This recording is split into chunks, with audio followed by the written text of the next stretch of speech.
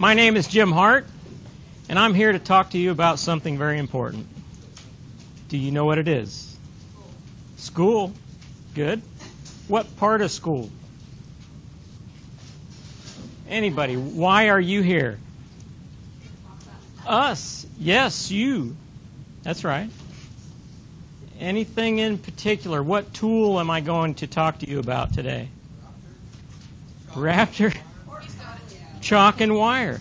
There it is right there. We're going to talk about chalk and wire, and portfolio is what we do with chalk and wire. Chalk and wire is kind of interesting in that it's a tool that I use to see what you do and also to show you what I do. It's kind of it's an interface where we talk to each other. But I want to take you back to old school. Back in the early 90s when I was teaching nuclear power to a bunch of students, kind of like yourself, but they were all sailors, and they were on their way to a nuclear fleet on ships or submarines. And I used this stuff called chalk. You know what that is? There's none here. It's a white stick, yes. It's kind of like, you know what Tums are, right? Everybody uses Tums. Just before the final, you eat it, right? That's calcium carbonate. It's a chemical. And if you stack a bunch of Tums together and tape them with duct tape, you could write with it on this thing called a chalkboard. All right, everybody understands the concept? It's a writing tool, but what we use it for is to teach you and for you to learn.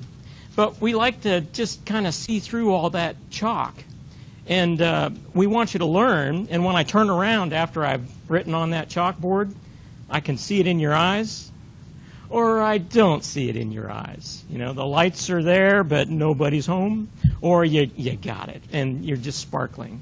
That's what I want to happen. I want you to sparkle after you learn. So I know when I've had a good day of teaching, when I've got my robe on, of my teaching lab coat, and I go like this, chalk flies, I look at the eyes, and they're lit up. That's a good day. Maybe nuclear-powered eyes, but not today. All right? So we're going to talk about you. We're going to talk about portfolios, and I'm going to use chalk and wire to show you that. And so remember, I want you to see past the tool. I want it to be like a heads-up display where you just don't see it anymore. It's just a part of your learning. That's the goal here. And so here we are looking at chalk and wire. It even has our name on it, Missouri State University, West Plains. Yeah. And so that is chalk and wire. Now, I'm going to use it to talk to you about it, and I want you to forget that it's there. But then I want to show you how to use it. So that's the goal. So let's go ahead and get started. What I will do is I'm going to go to work, and you're going to do this too. You're going to go to work. Thank you. And I want to look at my coursework, but you're going to look at your coursework when you get there. And so in my coursework, I have this thing called an IDS 110 presentation. That's why I'm here, for IDS 110, Student Success. So let's go ahead and take a look at that. I'm going to edit that portfolio. And then I'm going to go ahead and preview it. And all of a sudden, we're in a website. Kind of looks something like what you would point and click at, right? And so, what would you do? Okay, so you don't have a computer in front of you right now, but pretend that you do. You've got this piece of paper, all right? Kind of looks like that. Piece of paper. Some of them are color. Some of them are black and white. How many color documents do we have out there? Let's see the hands. Put them up high. Okay, how many black and white? Maybe you're colorblind and you don't see color. That's a possibility.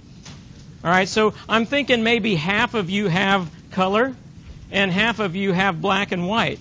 But if you had color, and let's say that it was interactive, yeah, so you could click on it, what would you do?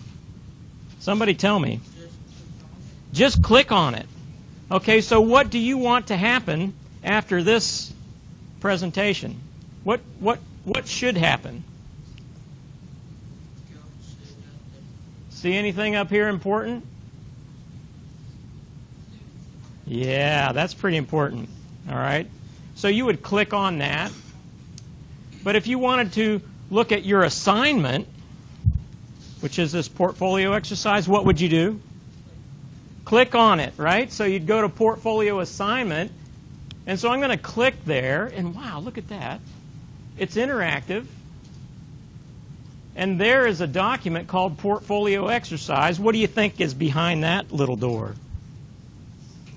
It's what you have in your hand. All right? So it's in there. And so I want to begin with the end in mind for your success. So I'm going to click on that. And I'm going to open that document. I downloaded it. It's on my computer. I click on it. Word opens up. And there it is. In living color, just like the color that some of you have. And I'm not going to read it to you. You're supposed to be reading, right? You read this assignment. I will talk about these things, but I want you to read it at your leisure. And now I want to get to this page. And some of you, again, have color. Some don't. And so if you have the color page, you should see a link that looks kind of like that, kind of blue, a beautiful color in this environment. And if you clicked on that,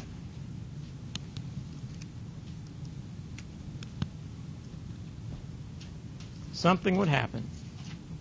Wait for it. Wait for it.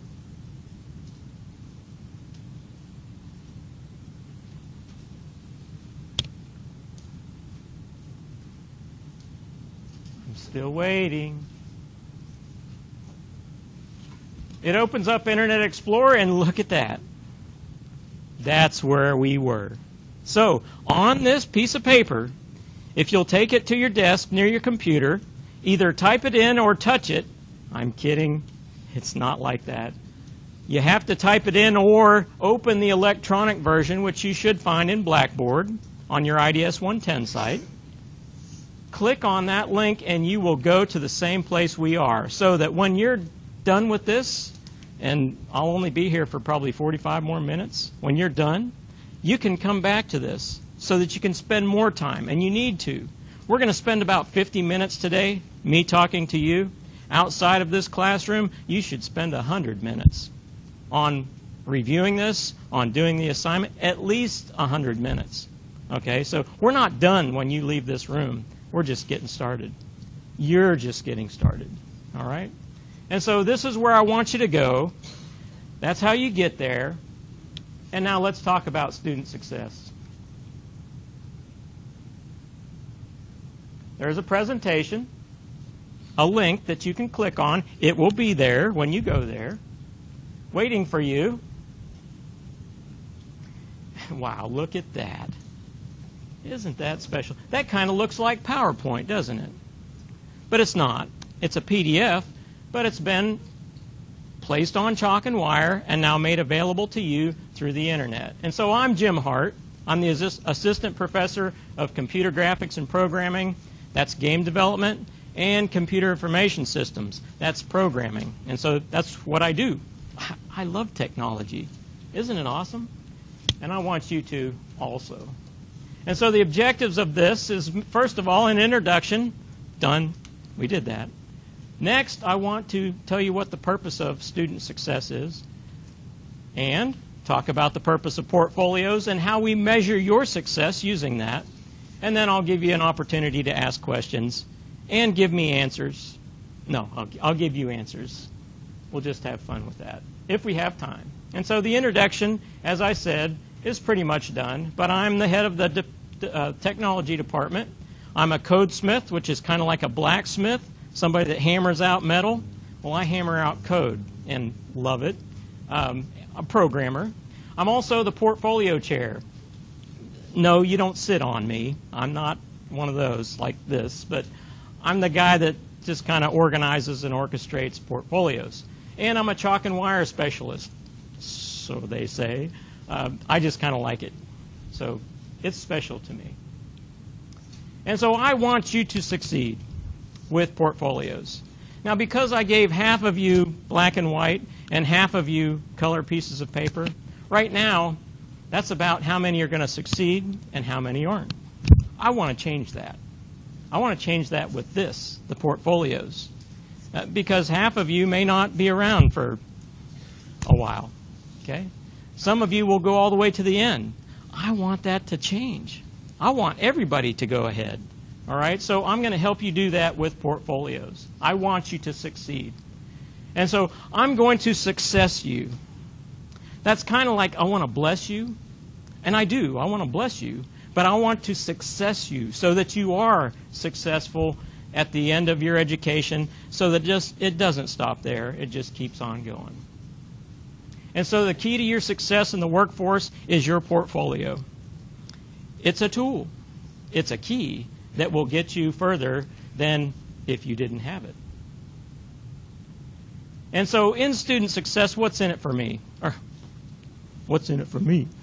What's in it for you? That's really what I'm asking, or you're asking. What's in it for me? Well, here's what we try to tell you in student success, or IDS 110. We try to teach you to network with people. We're doing that right now. We're all together talking. You all talk to each other. I'm through a network giving you information. It's a networking process. And also, use technology properly in society. That's what I'm doing right now, properly using technology in society. Oh, excuse me. Got a phone. Somebody's texting me. It's my son. I'm kidding. I'm kidding. That's improper use of technology in society. Okay? Or buds in the ears. Nobody's home, jamming out, and people are talking to you. Hey, look out, you're going to get hit. Sorry, didn't hear that. All right, that's improper use of technology in society. And then community engagement. Again, we're doing that here, but you need to do that out there, away from here. And we also want you to transfer to a 4-year college. We don't want it to stop here. We want it to begin here and finish in your success. And then the next step after college, we teach you that through IDS 110. Teach you how to write a resume for your job when you get done with school, and give you interviewing skills. Those are important tools, aren't they? And we use IDS 110 to deliver that. And we want you to stand out from the crowd. And so the next step towards success is you collect the works that you do. Every piece of work, including where we start here, you collect it. You organize your thoughts, put them together, compile them into your portfolio, and then determine the goal of this portfolio. What am I going to use this for? Well, you're going to use it to turn in your assignment to your instructor. Not me, but to your instructor. And then eventually you're going to use it to get a job. Okay, so what's the purpose or the goal of your portfolio?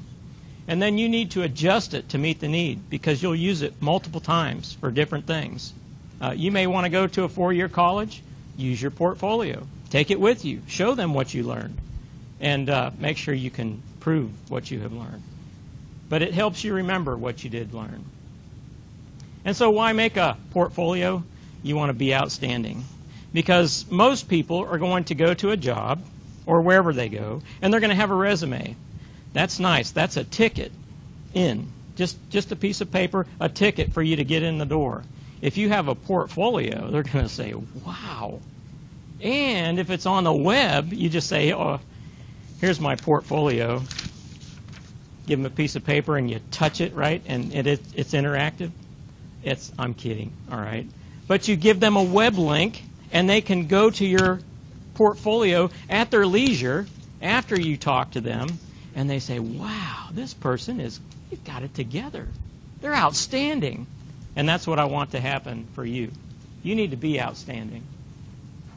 And so it's also part of assessment, part of what we use to find out how we look, or how we do our job. So we look at your portfolio to see how we did. It's a reflection of us. it's not really a reflection of you, although we are looking at what you've done, but we want to see how we did, and so that we can make ourselves better. If you're doing something good, we want to do more of that. If you're doing something bad, we want to change that. We want to modify it, make it better, so that the next students are better. Okay? So we want to improve ourselves. And so it improves our learning process to understand what you learned and what we've taught, and it helps us fix that or keep doing the good things. Okay, so student portfolios across the curriculum are used as a means to engage students. You will be engaged in this assignment and continuing assignments, evaluate your work, and then provide you something to take with you. How many times have you done assignments and then they just went away? And then one day you think, you know, I did that really cool assignment. I don't know what's that. It's gone. I think I threw it away. It's gone. So we allow you to have something tangible, something in your hand, or something in the cloud that you can go get to whenever you have the internet. And so they're tools. They're very effective tools for teaching and learning. And that's why I'm kind of an evangelist, all right?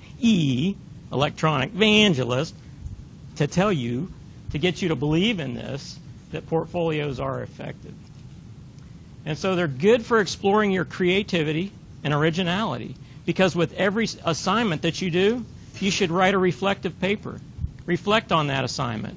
That's a creative work. That's not something that somebody told you to do. It came from you, and that's creative. And it helps you be original. It also helps you use your critical thinking skills, how to solve problems, how to think through things, how to remember things, and talk with others. It's also a time capsule. It's like something that you do, that you save, and then one day you find it and say, wow, I remember that. That was awesome. Not too long ago, I took our robotics class, and it was a really cool class. It was all online. It was free. It was from Georgia Tech. It was just this awesome university. It was one of them MOOCs. Have you heard of a MOOC? It's a massively open online course. It's free. There's a lot out there. But there was something I had to remember to take this course. Calculus, differential equations, physics, all those things. And here I am, much older.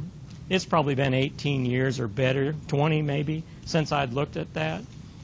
I went back to those books and those notes that I had, and it was a time capsule. It was like, oh yeah, I remember that. And I had all my notes, and I could use them to help me. And so portfolios are that. They're a time capsule. And they can also help you devise a strategy to bridge between what you're taking now and what you want to do personally. Where do you want to go? Does this course really help you get there? I think this one does specifically. It gives you success as a student. And it enhances your computer and technology skills. That's what I want to happen, because I love technology. I want you to as well. All right, so using this portfolio, it will help you with your technology skills. Okay, there are also tools that are useful for the future. You can use it throughout your undergraduate years, after you graduate, and when you go to get a job. That's for a portfolio. It also connects what you want to do and what you're learning right now. And I kind of said that already. Recognize how your courses are relevant to the future. You need this course because it's required, but I would hope that it's desired. That's really what I want. And then it provides evidence that the instructors can assess improvement in students' writing and critical thinking skills. All right, it's an evaluation tool for us. Now, this last one that I want you to see is it's a self-directed activity, and I promote that in all my classes. I want you to be an independent learner. I want you to do it on your own. I want it to get to the point where you don't need me anymore. If I don't do that, then I haven't done my job, because then you'd have to keep coming back, right? I don't want you. I mean, I'd like you to come back. It's not like I don't want you. I want you to learn and keep learning. Okay, but that self-directed activity will reveal ownership of your learning. In other words, you did this. Ooh, I did that. That's awesome, right? And it's also evidence of personal meaning making. How many have heard that before? That's kind of a weird phrase, isn't it? Personal meaning making. Okay, so a coder, somebody that writes programs, is a codesmith, right? They're also called makers. The maker. Ooh, that sounds cool, doesn't it? I'm a maker.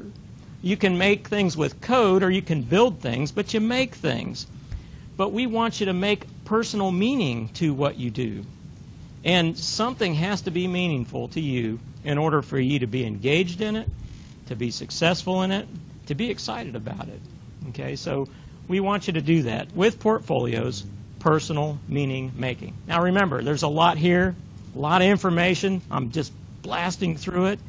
It's still there for you afterwards. If you really want to learn it, go back and review it. All right? So do it now. Don't wait till the last minute. This is IDS 110. Don't wait till IDS 297. At the end, your capstone, don't wait till the end.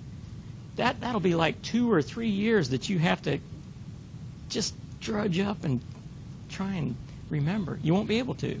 You'll miss all the important points and all the details. So don't wait till the last minute. Start now in this class and carry it forward all the way to the end. And don't just wait till the end to do it again. Do it for all of your classes. Add to your portfolio as you go. And so here's our general education goals. When you get finished in that IDS 297 class, you have to demonstrate these skills. And you know, we've done this already today. I guess I have. And you have too, I guess. But communication. I'm communicating with you both orally, through the written word, right? And also electronically. So I'm communicating with you.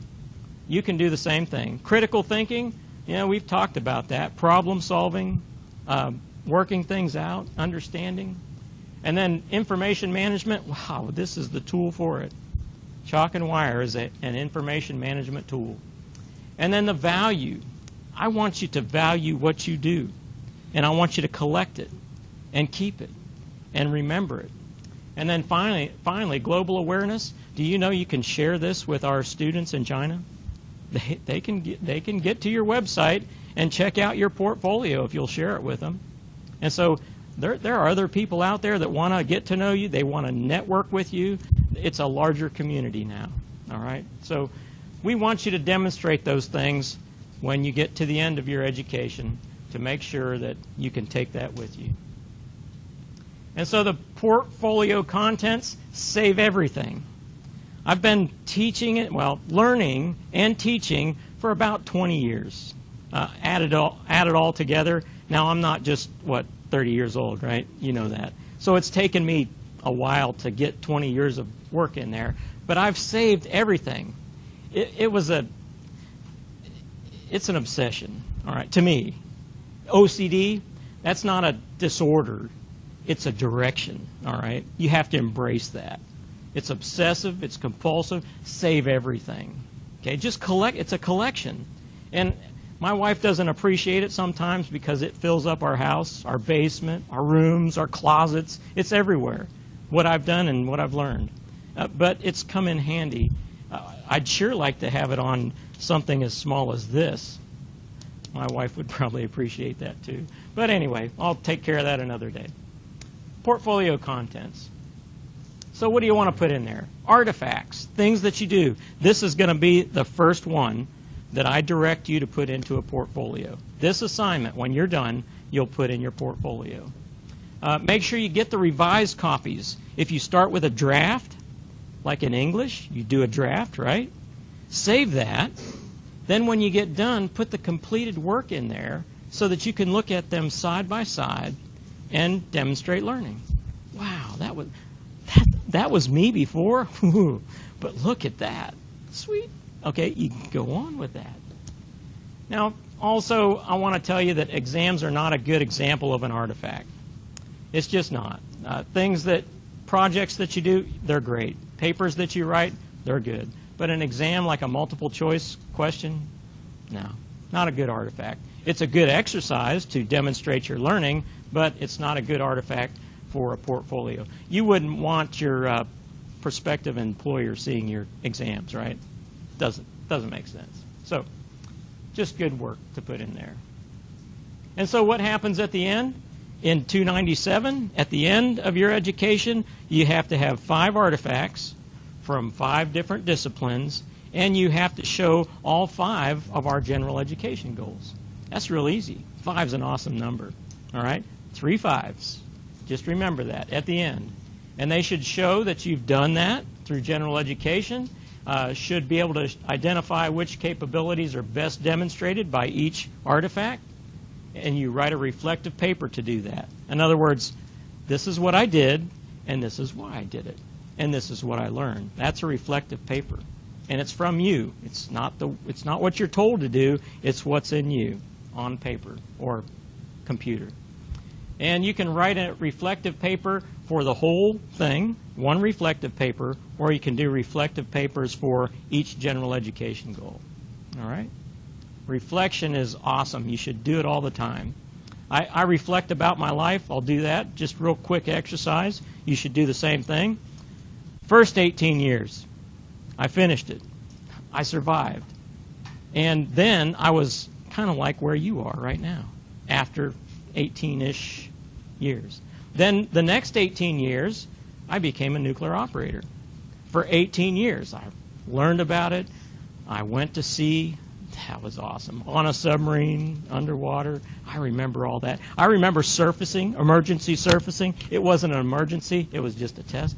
But it was an awesome ride. It's like being in a whale and going to the surface. I remember those things because I reflect on them. I remember where I taught. I remember some of the people that I met because I've reflected on that. And then the last 18 years, I've been here. Not here, but in the Ozarks for 18 years. And so if I break that up, now we're kind of focusing in on, this is a reflective exercise. So these last 18 years, the first 6 years, I was in education at the South Central Career Center. I kind of tried some other jobs and got into the internet, started operating the internet. And so then the next 6 years, I started a business. And it was an internet service provider. Went all the way from Thayer to West Plains, Willow Springs. It was wireless. Yeah, for 6 years. What a ride. That was awesome. And then for the last 6 years, I've been here. Okay, so that's a reflection. I didn't have to look at a piece of paper because I reflected on it. I've done it so many times, and it helps me remember. It helps me talk to you so that you know how to do it. You should do that too. And so here's the portfolio format. What should it look like? Well, it ought to look like a bunch of files and folders. It should be electronic because that's the age we're in. We're in the age of information, but we're kind of getting into the age of knowledge, and hopefully eventually we'll get into the age of wisdom. All right? But we collect it, files and folders. That's what it looks like. There should be a table of contents so that you know what's in there and what general education goals they cover. You should have your reflective papers in there in these nice-looking folders here. But that's just a picture, just to show you an idea. You could put your favorite tunes in there, right? Because that's what you listen to. It changes your mind. You should put some videos in there, or your geometry or your calculus. That ought to be in this folder. Collect it. Collect everything. Just some pretty pictures that you've taken throughout your learning experience. Or you could just have a blank document waiting for the next assignment. All right? So you need to organize it. You need to manage your information. And then your reflective paper should describe each artifact.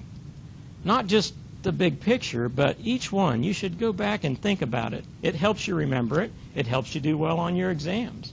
And it helps you talk to other people about it. Describe what you learned from the assignment to show that you made progress. Discuss and explain problems that you encountered and how you overcame them. That's a reflective paper. And then explain why that artifact was chosen for your portfolio. How does it demonstrate your gen ed goals? And then finally, whatever else you want to put in there that kind of colors it up, specializes it. Just put everything you need in there. Nice organized folders. And so how do we measure your success? What is our standard? Our standard is the matrix. You know what it is. You know the question that drives you, right? What is the matrix? That's what you're asking. You guys know the movie? Heard it? Are you just like what? Yeah, you've heard? Yeah. The Matrix? Neo, he was the one. He knows. We want to know what you know. And so what we do is we have this matrix. It has all the gen ed goals. And all we have to do is, and this is not interactive, it's just a PDF, but if I said, nope, no evidence found, I'd have to check that because I have to say, no, there's not anything there. Or, yeah, somebody's home here and this is awesome. And so I can check that. And so we collect all this information of how you did from our teaching, from your portfolio, and then we can take those numbers and crunch them and make them look pretty. Colors, bars, all kinds of cool stuff. And we say, wow, now these students can communicate. They're spot on. We need to keep doing what we're doing so that you can continue communicating. But global awareness, we need to kind of look at that. We could improve on that. And so we go back and look at our curriculums and change them to make them better so that you are better too. And so then we can take a look at the history of our measurements. Again, bar graphs. Looks real nice. Just at a glance, you can see how we're doing. And so that information that you're giving us helps us help you. And so your future with a portfolio. You should modify your portfolio after each artifact. You collect the artifact, you write a reflective paper, you put it in your portfolio. It helps you review everything, it collects it. You should also do that after each semester. We've got, 6 more weeks to go? You need to be thinking about the end. It's coming. You need to get prepared for it. But at the end, you should reflect on what you did for the semester. And then after each year, you're going to be here for 2, 3, maybe you'll go on to 4, 5, 6, maybe 7 years. You need to reflect and add to your portfolio the same place so that you always know where it's at. And then before each job interview, so you'll be prepared. And finally, for the rest of your life, just keep it like I did. It's not a sickness. It's an awesome thing. You need to embrace it. Collect your works. They're useful. So here's what we've talked about. I introduced myself. I think you know who I am now. Talked about the purpose of student success. Talked about portfolios and how to measure your success using them. Are there any questions right now? I've got something else I want to show you about chalk and wire. I can spend just a couple minutes if there's just something gnawing at you and you got to ask that question. I'll listen to you. You don't have to ask, but if you really have something, ask. You want more, huh? I hear it. You're all home. That's awesome. I see the lights. That's awesome. Okay, so we finished the questions. Let's go back in here. Garbology. What is garbology? Sounds like a science, doesn't it? Trash book. It's a trash book. Yeah, I like that has a really strong sound to it. Yeah, I collect things. Everything. Again, I told you I've collected all my works. I collect computers. I collect garbage. I just, as soon as you throw something away, like the next day, oh, dang it, I threw it away. And you need it, right? It's like a bolt. I don't need this. Next day, it's gone. And that's the one thing that you need. Anyway, garbology. It's a science. Let me show you about it. This is in your folder, the one that I've given you access to freely. You can go there anytime, every day. When you wake up at 3 o'clock in the morning, go here. All right? Learn. So let's look at this. Garbology. So our evidence from academia is usually stored in many locations in multiple formats. In the basement, in the closet, in the attic. I'm not kidding. In books. in CDs and DVDs, flash drives, hard drives, notebooks, paper or plastic, and papers, SanDisks or SD cards, little flash drives like this, or videotapes. And that's getting kind of old. That's dated, isn't it? Videotapes.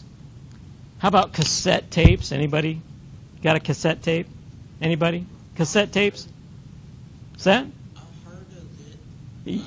Yeah, I know, right? That's terrible. I think I saw a few. Yeah, some of them, they're in museums now, right? Or here's a better one. Have you seen an 8-track tape? Yeah. Have you ever had to put a matchbook in there to make it fit just right in the car so it'd play right? Yeah. That's a memory. That's a good thing to reflect on. That was an old school, back when technology just started coming out. Anyway, it's in different formats. And it's evidence of what you've learned. Using the best artifacts requires sorting and sifting years of information. So don't wait till the end of your education to do that. Placing the content in the proper location and presenting it requires a lot of effort and a proper presentation tool. You need the right tool to present what you have. It's similar to an artist's viewfinder. Okay? Y'all know how to do this? I always have trouble with it. It's kind of difficult. Oh, there you are. I see you. That's a viewfinder, right? It's real handy. Yeah, no, sorry. Here's another one. Use some cardboard. Something you just threw away can become a tool. It's a viewfinder, something to look at. That's a basic. That's your entry level. If you get tired of using the fingers and you can't seem to get them lined up, just get a thing like that. Or it could be adjustable. Yeah, look at that. It's got little screws on there. You can tighten and loosen it up. Even has measurements on it, so you can adjust it. All right. Or you can have an intelligent one. Wow. Yeah, look at that view. Ooh, there you are. Just kidding. But that's really a smartphone. And it has a viewfinder built into it. So with the proper placement and the best presentation tool, you can transform piles of artifacts into a compelling story. That's my point here. If you have the right tool, you can transform what you have into a compelling story. So, back up here. This is just like my fingers, right? Viewfinder, like that. Oh, that did pretty good that time. Or the basic. Here's a nice basic portfolio holder. This will get very large at the end of your education. Or you could get something that's adjustable. Yep, I got that right here. Put your stuff here, carry it with you, always have a backup. Or you could use something intelligent like chalk and wire. It allows assessment, it allows sharing through the World Wide Web. It is awesome. All right, so you need that. But so now let's take a look. We're talking about garbology. Where was I going with that? Oh, let's take a look. Wow, look at that. I want to take you. We're going to take a little field trip, all right? You don't have to go anywhere. Just sit still, enjoy the ride. I'm going to take you over to my office, just right across the street. So just hold on to your chairs. You can close your eyes for just a moment. When you open them, you'll be in my office. There you are. You're in my office. It's over there. But what are we looking at here? What do you think that is? Let's go a little bit. Oh, that looks like garbage to me. Okay, so this right here is a fender off of a bike. Old bike, right? Trash bike. This is a stool that would be real handy right now. I wish I had that. Let's see, what else do we have here?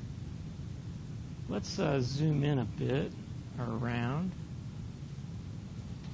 Take a look at that stuff. Okay, this right here looks like a shovel handle, and that's a wheelbarrow. I could use another wheelbarrow. Somebody just threw it away. If I found it, I'd take it. If they don't want it, hey, it's trash, right? It's garbage.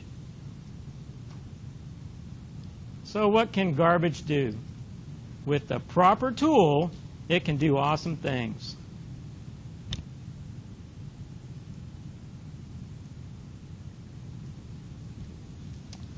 Oh, now that's not very nice.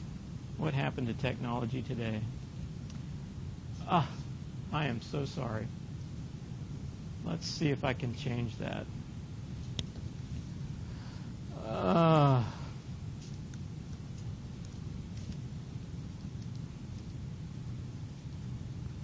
Let's try that again, shall we?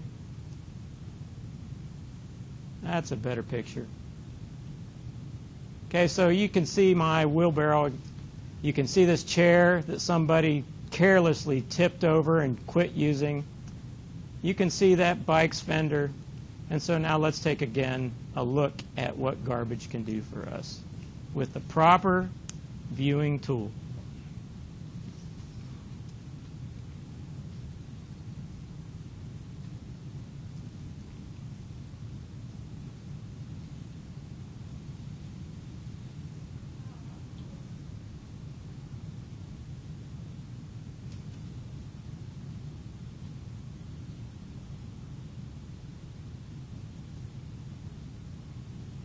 Now that's a tough guy right there from a pile of garbage, right? That's art, but it's a concept.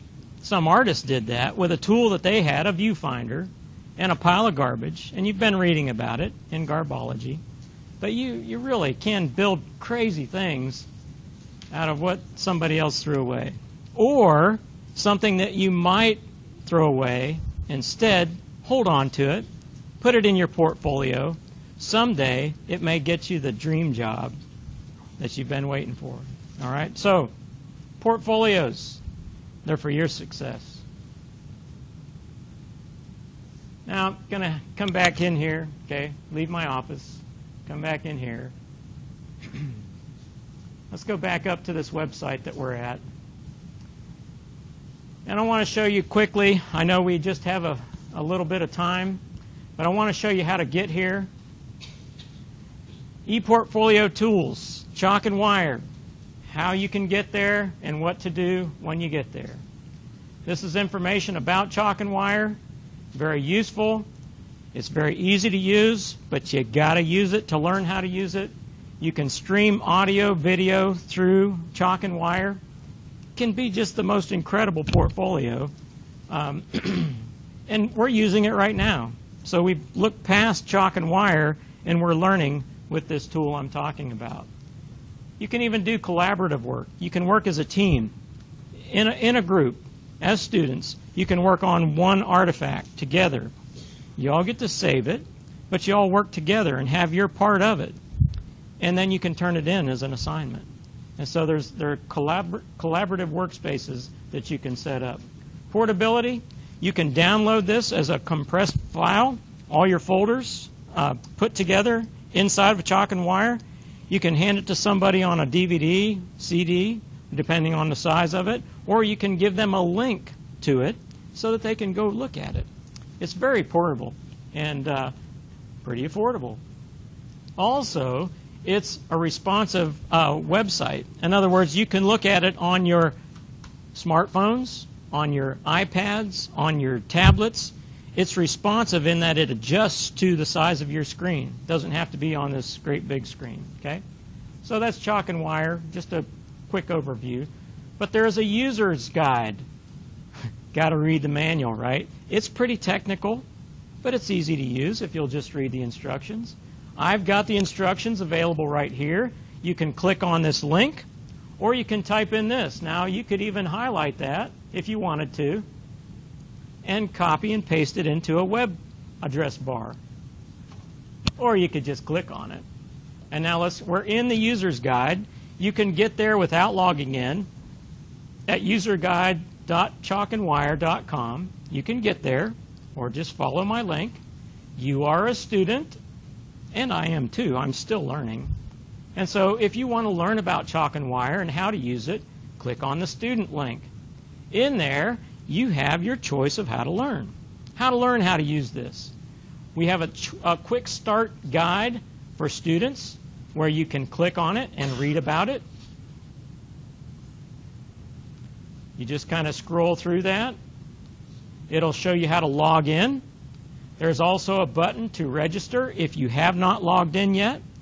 You'll have a key code from the bookstore, you should have, for IDS 110. You click on that register button, it'll take you into Chalk and Wire. It's simply logging in with your username or email address and a password. But the registration process will take you through that. After you've done that, it has every aspect of how you will use Chalk and Wire for this assignment and for future assignments. It's all there for you to read, to look at. Lots of nice pictures. It's what the screen will look like. But if that's not your choice of how to learn, if you like videos, you like YouTubes all the time, you can go there and you can start this movie. Hello, and welcome to our video version of the Quick Start Guide for Students. This video will walk you through a typical workflow that allows students to submit work for assessment. Before we begin, please ensure you know which table of contents to use when creating your portfolio. Table of contents. You need to know what that is. I did say you were supposed to organize your information and to have a table of contents. So I want to show you that.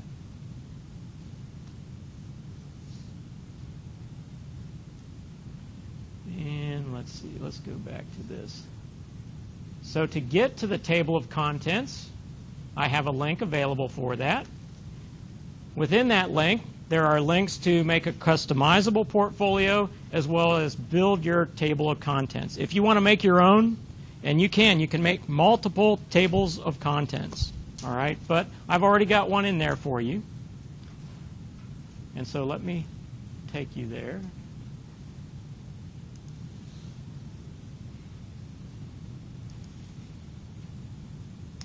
Let's say that I wanted to make a portfolio.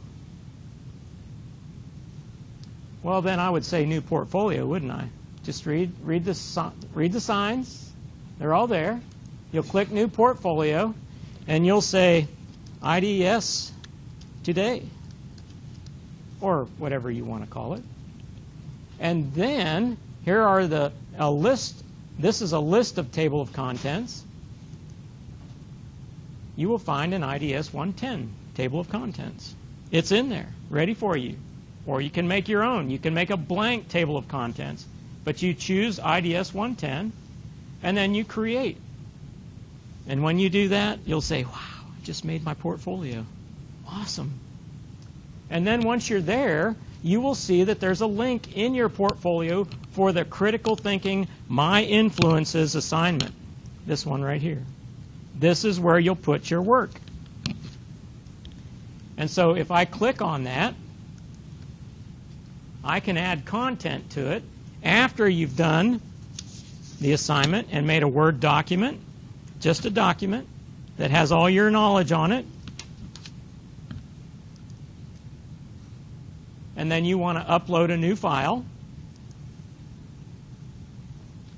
You will click Add Files, and again, all this information is in the user guide. You should get in there and use it. And so let's take a look in the downloads. Well, look at that. There's a portfolio exercise that I downloaded. I want to put that in my portfolio. So I say Open, and there it is. It tells me how big it is, and I can start uploading all to the cloud. And now that portfolio exercise document is in my portfolio. I can go back there and see that the link is there. Now I want to go back to the table of contents. And here's my portfolio. And now I want to see what it looks like by previewing it. There it is. And here's my critical thinking link. My influences. Click on that, and there's my document. And I would open it, but you've seen this already. But you can open that document. And so can anybody who you share this with. Okay? So, the next thing I want to do is show you how to share this with your instructor, because the goal is you read this document. Okay? Read it, understand it, refer to what I've given you through the link, but then the goal is to make a document that talks about people who have influenced you. Now, you're not going to get that from a book. You're going to get that from your head. People who have influenced you and what influences they had with you, and you're going to write a paper about it. It's all you and what's going to be on the paper. And then once you have that, then you're going to submit it to Chalk and Wire, just like I showed you. And then at the end of that, you're going to generate a URL. You want to share this page. So if I click share this page,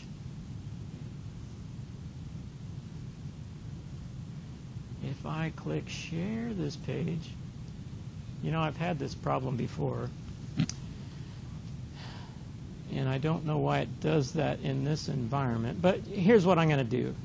I'm going to go back to my office.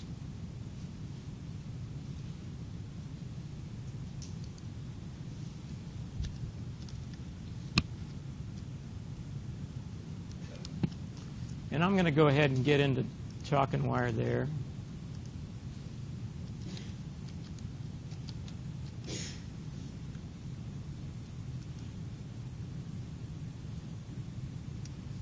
And I want to go back to my work and my course work. And I want to go to that one that we built today, and it was called IDS Today. So let's edit that. I want to show you this process because this is the last thing you have to do before you email your instructor. You have to share this page. Okay? You just click that button. You have to generate that share URL, which is your web address. Generate. And it does. It is now in this URL to share. If I highlight it and copy it, then I can email it to my instructor. That's what I want you to do. Email it to your instructor so that when your instructor gets your email and places that, actually they'll click on it. When you send an email of a web address, they can just click on it. But I'm going to show you what happens when the instructor puts it in that address bar. It takes you to your takes the instructor to your portfolio, and your assignment is done. Okay? Cool, huh? So that's Chalk and Wire. That's portfolios, and it's all about you. All right? Any questions for me? We got 60 seconds. Thank you for your time. Have a great day.